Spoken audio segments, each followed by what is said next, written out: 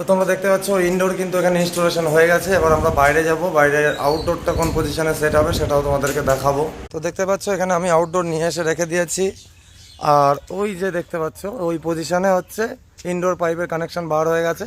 তো আমরা এই দেয়ালে একটু নিচু করে আমরা আউটডোর মেশিনটাকে সেট করে নেব। দেখতেই পাচ্ছ এখানে অ্যাঙ্গেল কিন্তু ফিট হয়ে গেছে। তো এই হচ্ছে আউটডোর। তো এটাকে এবার আমি উপরের দিকে তুলে নেব।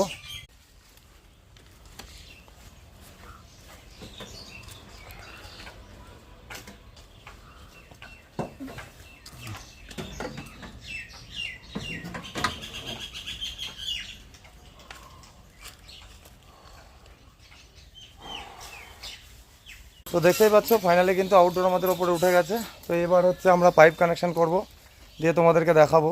চলো, প্রচুর ওদের টেম্পারেচার।